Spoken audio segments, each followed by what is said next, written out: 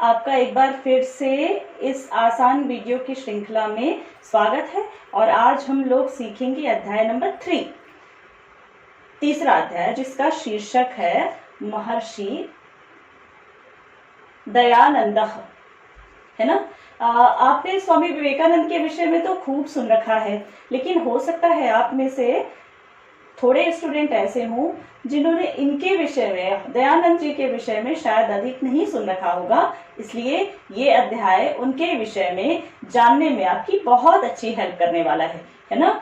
तो आइए हम महर्षि दयानंद के विषय में विस्तार से जानेंगे, है ना।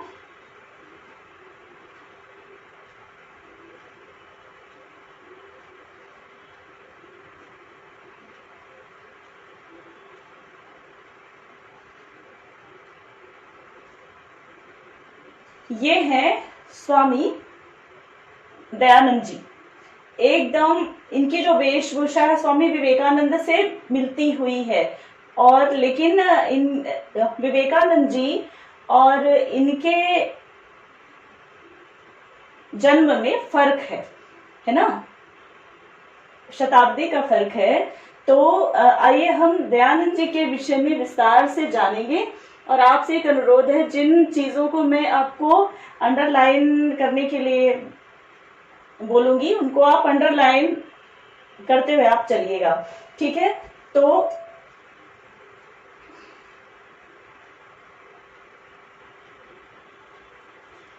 यहां से आरंभ होता है कि महर्षि दयानंद जी का जन्म गुजरात में हुआ था, और ये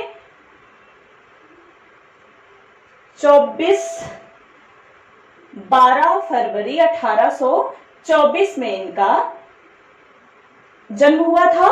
और इनका जन्म का नाम क्या था? मूल शंकर। इनका जन्म का नाम क्या था? मूल शंकर। जैसे आपको माता लोग आपकी बहुत स्नेह से कुछ भी आवाज लगाती हैं, गुड्डू, पप्पी, ऐसे, तो ऐसे ही महर्षि दयानंद जी का जन्म का नाम क्या था? मूल शंकर। ये लाइन आप इसको अंडरलाइन कीजिएगा, अस्य जन्म नाम मूल शंकर आसीत, ठीक है। जब ये 16 वर्ष के हुए तो इनकी बहन जो थी उनका निधन हो गया, ठीक है। और 3 वर्ष के उपरांत ही उनके चाचा जी भी एक्सपायर हो गए, और उनकी फैमिली में गमगीन माहौल हो गया। सब लोग निराश हो गए, दुखी हो गए, है ना।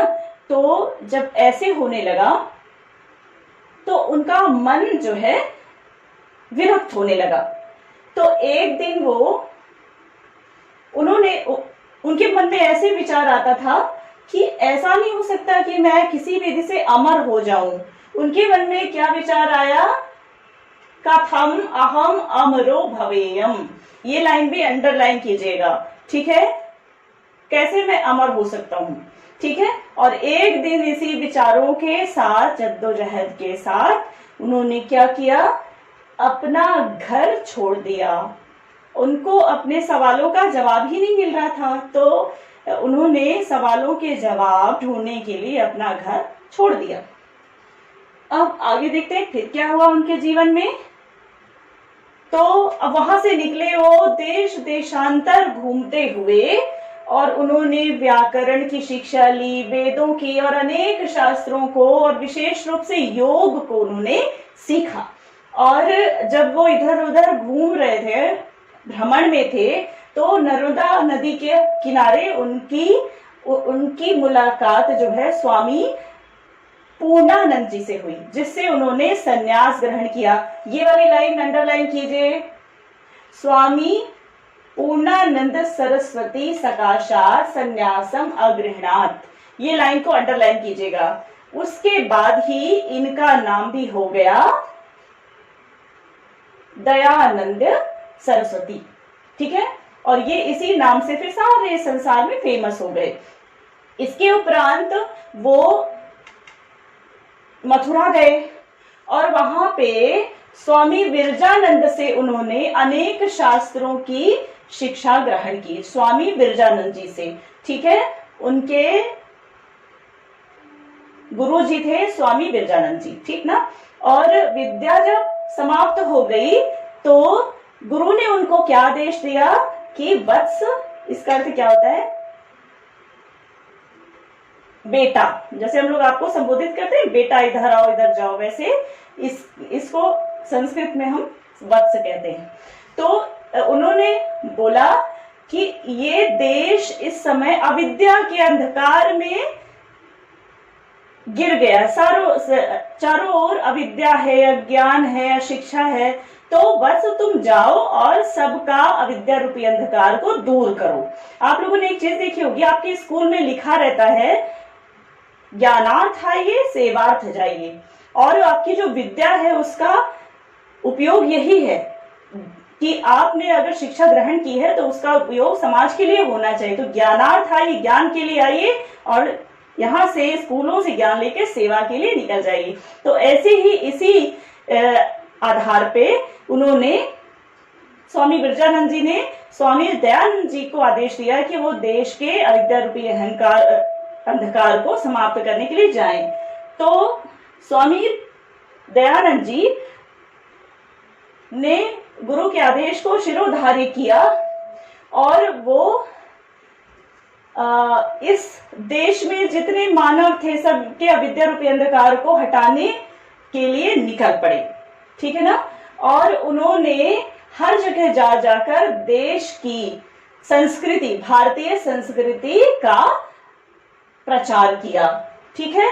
और उन्होंने अनेक बहुत अच्छे उल्लेखनीय कार्य भी उन्होंने किए, और ये उल्लेखनीय कार्य थे। उस वक्त पाखंड इत्यादि का बहुत अधिक प्रचलन हो गया था, दिखावे का, ढोंग का, कर्मकांड का, उसको भी निवारण के लिए और वैदिक धर्म की फिर से स्थापना के लिए उन्होंने उल्लेखनीय कार्य किया। और इसके अलावा उस वक्त हमारे देश में बहुत सारी खराब रीतियां आ गई थी, खराब रीतियां आ गई थी, परंपराएं जिसको आप कहते हैं, प्रथाएं, कुप्रथाएं आ गई थी। जैसे कि विधवा, बाल विवाह हो जाते थे और बच्चियां छोटी उम्र में ही विधवा हो जाती थी, तो वो फिर उनके ऊपर अत्याचार बहुत होते थे, और गायों के ऊपर अत्याचार होते थे, दलितों के ऊपर अत्याचार होते थे, छुआछूत का बहुत अधिक उस समय प्रचलन था, है ना। तो उन्होंने इन सब के विरुद्ध आवाज उठाई, उनके लिए उन्होंने कार्य भी उन्होंने किया। और इन सब के निवारण के लिए, सारी समस्याओं के निवारण के लिए एक संस्था की स्थापना की, उसका नाम था आर्य समाज। तो आप ये लाइन आपको अंडरलाइन करनी है कि सह एषः आर्य समाज से स्थापना कृतवान, ये लाइन को आप अंडरलाइन कीजिए। और महर्षि ने विधवाओं के लिए, अबलाओं के लिए, दलित वर्गों के लिए और गायों के उद्धार के लिए कार्य किया। तो आपको ये लाइन भी अंडरलाइन करनी है, महर्षि विधवा बला नाम दलित वर्गा नाम गवाम च उद्धाराय सदैव प्रायतत प्रयत्न किया। और फिर क्या हुआ, स्वतंत्रता की भावना भी सबसे आगे महर्षि ही के मन में आई थी, ठीक है। और अनेक दुखों को सहने के बावजूद उन्होंने अपना कर्तव्य बहुत ईमानदारी से निभाया, कर्तव्य से विमुख नहीं हुए, और इसलिए इनकी ख्याति, प्रसिद्धि हर जगह व्याप्त हो गई, फैल गई। और इन्होंने, स्वामी दयानंद जी ने जो है चिरोपेक्षित वेदा नाम प्रचारम अकरोत, ये अंडरलाइन कीजिएगा ये लाइन को, अयम महापुरुषः चिरोपेक्षित वेदा नाम प्रचारम अकरोत। इन्होंने लंबे समय से जो वेदों की उपेक्षा हो रही थी उनका भी इन्होंने प्रचार किया, और इन्होंने एक विशेष संदेश भी दिया, एक स्लोगन भी दिया, वेदों की ओर लौटो। इसको संस्कृत में बोलते हैं जनाह वेदान प्रत्यागच्छेयुः। इसको हिंदी में आप कहेंगे वेदों की ओर लौटो। ये स्लोगन जो है, नारा जो है, स्वामी दयानंद जी के द्वारा ही दिया गया था। ठीक है। और इन्होंने अनेक सारी जो है किताबें भी लिख डाली, ऋग्वेद की भाष्य लिख डाली, और इनका विशेष ग्रंथ वो क्या है, सत्यार्थ प्रकाश। इसको भी अंडरलाइन कीजिए, सत्यार्थ प्रकाश को अंडरलाइन कीजिए। तो अनेक ग्रंथ उन्होंने लिखे, और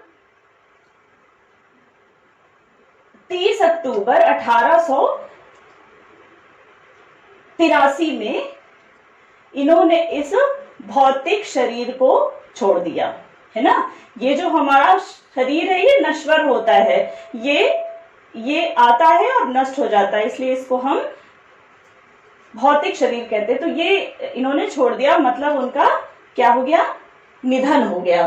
ठीक है। लेकिन वो यश रूपी शरीर से अभी भी हमारे साथ विद्यमान है, लेकिन उनका नाम अभी भी अब उनके विषय में अपने हमारे सिलेबस में भी है। हम उनका आदर सम्मान अत्यधिक करते हैं। वो जो है यश रूपी शरीर से आज भी हमारे साथ विद्यमान है। ठीक है। और अंत में उनके विषय में महर्षि दयानंदः सत्यस्य धैर्यस्य ब्रह्मचर्यस्य च मूर्तिरासीत्। ये लाइन आपको अंडरलाइन करना है, इसको विशेष ध्यान देना है कि महर्षि दयानंद सत्य, धैर्य और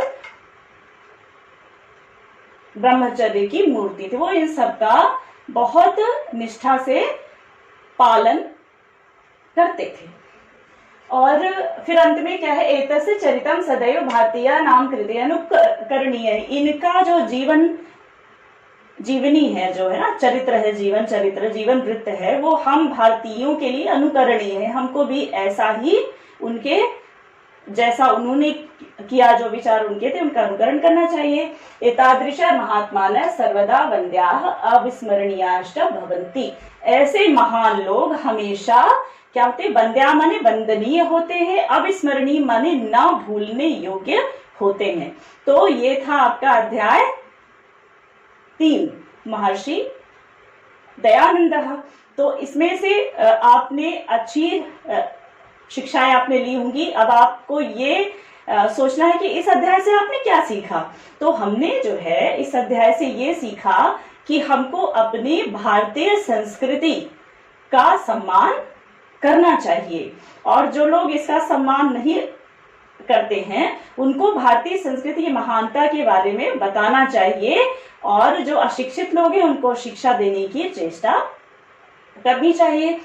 और इसके साथ ही ये तृतीय अध्याय हमारा समाप्त हो गया। हर एक अध्याय की शिक्षाओं को अपने आचरण में लेते जाना है, और तृतीय अध्याय का अभ्यास आपको अगले वीडियो में मिल जाएगा, और आप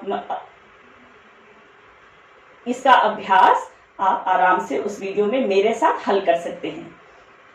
जय हिंद।